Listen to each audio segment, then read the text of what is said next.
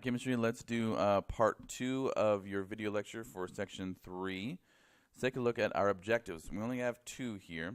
I want you to define the mole in terms of Avogadros number and then define molar mass.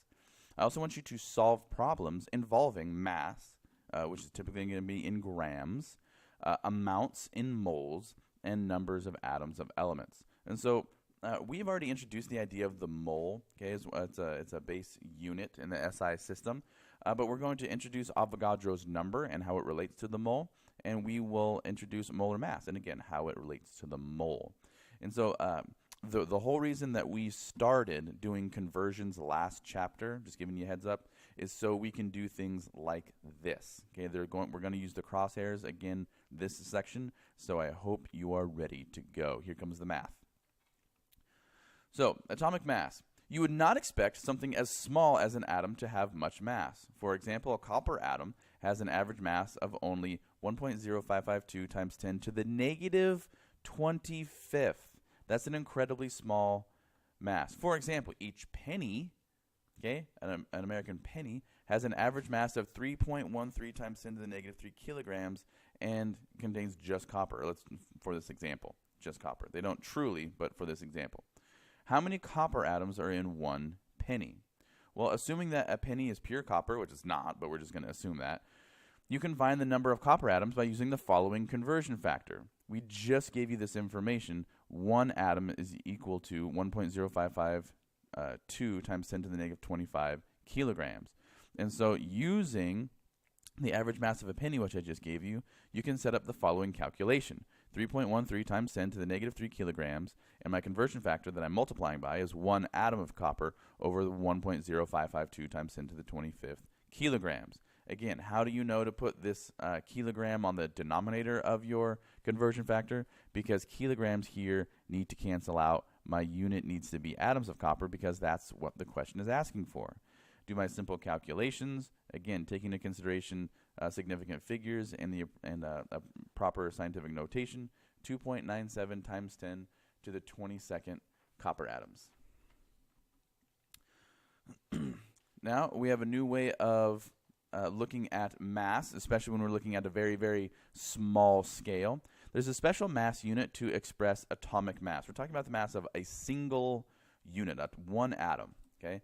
Now this unit has two names, the atomic mass unit and the Dalton. Okay, they're the same thing. It's named in honor of Dalton, but we also use the atomic mass unit because again, it's kind of arbitrary, so we have an arbitrary name like that.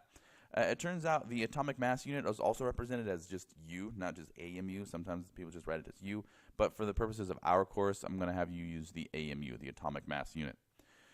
Mass number and atomic mass units would be the same because a proton and a neutron have the mass of about 1 AMU.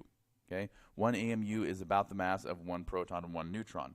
Now we're getting into the realm of, I hope last section we talked about the masses of protons and neutrons, and we saw that the neutron actually has a teeny tiny bit more mass. It's a little bit more massive than a proton, but I also told you the difference is so small, we're going to pretend like they're the exact same. For our purposes, for our level of study, it's okay to assume that they're both the same mass, and it turns out they're defined as 1 AMU. And when we get to the definition of what an AMU is, hopefully that'll make a little bit more sense about why a proton and a neutron are defined as 1 AMU. So let's look at an example. Copper 63, a single copper 63 atom. Again, copper 29 is the atomic number. 63 is the mass number. It has an atomic mass of 62.940. A copper 65 atom has an atomic mass of 64.928. In the periodic table, the mass shown is an average, okay, it's an average of the atomic masses of these two isotopes. So what you're going to see on the periodic table, you're not going to see 62.940. You're not going to see 64.928. You're going to see an average between those.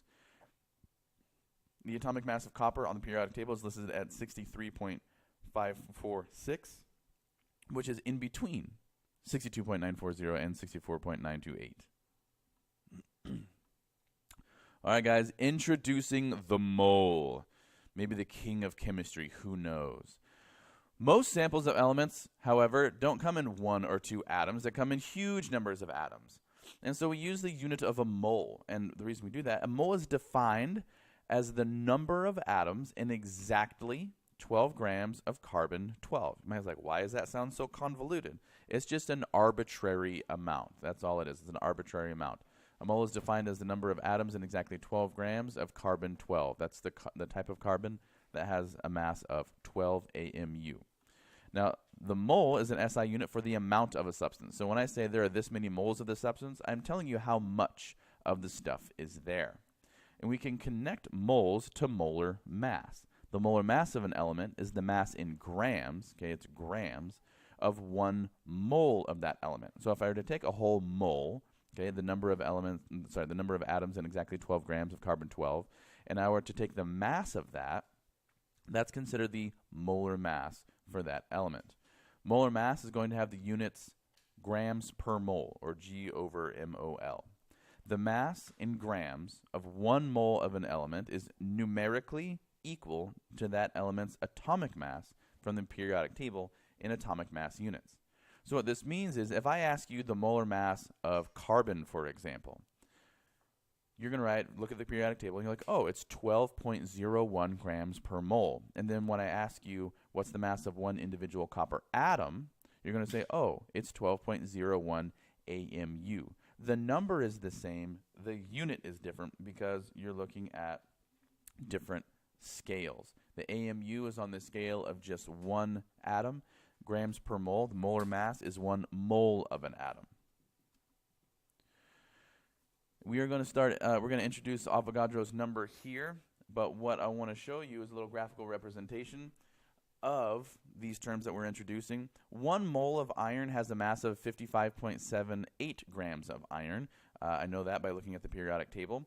So if I were to write the molar mass of iron, I would write 55.78 grams per mole. Now, we've said that the mole is defined as the number of atoms present in 12 grams of carbon-12. That number is 6.022 times 10 to the 23rd iron atoms that we have up here in the top left corner here. That is the number, and that's known as Avogadros number. So scientists have also determined the number of particles present in 1 mole of a substance. It is Avogadros number. Now, if we were to take it out a little bit more exact, okay, a little bit more significant figures here. 1 mole of a pure substance contains 6.0221367 times 10 to the 23rd particles. For the purposes of our course, we are going to say 6.022. Okay, 4 significant figures is what we are going to use. 6.022 times 10 to the 23rd particles. And yes, you will need to memorize that number. Now, the reason this is so important, then you need to memorize it, is because Avogadros number may be used to count any kind of particle, not just atoms, not just molecules, even though that's what we will use it to do, but you can calculate the number of cars using this number. You can calculate the number of desks using this number. In fact, you could even calculate the mass, or how many moles are in a mole of moles. That's a joke. So again, looking at molar mass, we have Avogadros number equals 1 mole. 1 mole is equal to the mass that we see on the periodic table. And we can use that mass that's on the periodic table as conversion factors, okay, conversion factors. So what we can do, and what you will be able to do, hopefully, is if I give you the amount of a substance, okay, something in moles right here, you can use the molar mass, again, from the periodic table, you can use the molar mass of that substance to convert into the mass of that substance. And conversely, if I give you the mass of a substance, you can use the molar mass, again, still using the molar mass, but notice that we're flipping it, numerator to denominator here, so that the proper units cancel. If I give you the mass, you can use the molar mass to convert into how many moles of that substance there are, the amount of that substance present. Let's do a sample. Determine the mass in grams of 3.50 moles of copper. So the first step, let's make a setup that shows what is given and what is desired. So we've been given 3.50 moles of copper, and we want grams of copper. So we're going to use a conversion factor that has grams of copper in the numerator and moles of copper in the denominator. Why? So they cancel. Okay? Cancel. Now, what do I put in there for that question mark here? I looked at the periodic table and I see that the molar mass of copper is 63.55 grams per mole. And so for every 1 mole of copper, I have 63.55 grams. So I took the 63.55 grams and I put that on my numerator. And so when I'm actually carrying out this calculation, it looks something like this. 3.5 moles of copper multiplying by the conversion factor of 63.55 grams of copper over 1 mole of copper. Simple calculations tell me that's 222 grams of copper. Again, 3 significant figures there because of 3.50 moles. Another sample problem. Determine the number of atoms in 0.3 moles of fluorine atoms. Again, to determine the number of atoms, you select a conversion factor that will take you from the amount in moles to the number of atoms. So hopefully you remember, oh, I need to use Avogadros number here. Okay, so the amount in moles multiplied by Avogadros number is going to get me the number of moles. How do I know that? Look at that conversion factor. Notice that moles of fluorine are going to cancel from the numerator to the denominator.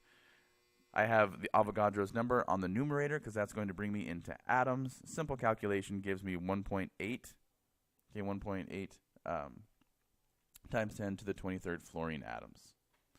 Now, originally, atomic masses expressed the ratio of the mass of an atom to the mass of the hydrogen atom. And again, this is more of like a history thing. We don't do that anymore. Using hydrogen as a standard turned out to be inconvenient because hydrogen actually doesn't react with all that many elements. It's flammable, but it doesn't react with other elements. When I say flammable, I mean it reacts with oxygen. Because oxygen combines with almost all other elements, you can combust almost anything. Oxygen became the standard of comparison. But this also led to difficulties because oxygen has 3 isotopes. It has 3 different isotopes, and so that made measurements a little bit inconsistent. In 1962, a conference of chemists and physicists agreed on a scale based on the isotope of carbon. 1 isotope, not carbon in general with all of its isotopes, 1 isotope. Used by all scientists today, this scale defines the atomic mass unit as exactly 1/12 the mass of 1 carbon-12 atom. 1/12, okay? You have 6 protons there, 6 neutrons, so you have 12 protons and neutrons together. Your mass number is 12. When you take 1/12 of that, that's 1 proton or 1 neutron. So that is why 1 proton and 1 neutron both have a mass of 1 AMU. As a result, the atomic mass unit, the AMU, is equal to 1.6005402 times 10 to the minus 27 kilograms. Now, you're not going to have to memorize that, but you might use it on one of my worksheet problems or on the prep problems, so be aware that that number is there and can be used for a conversion factor. All right, chemistry, what have we done so far? We've explained what isotopes are. We've defined atomic mass and mass number. We've described how they apply to isotopes. We've given the identity of the given the identity of a nuclide, determine the number of protons, neutrons, and electrons. We've defined mole in terms of Avogadros number, and we've defined molar mass. And then we have solved problems involving mass in grams, amount in moles, and number of atoms of an element. All right, chemistry, I will see you next period.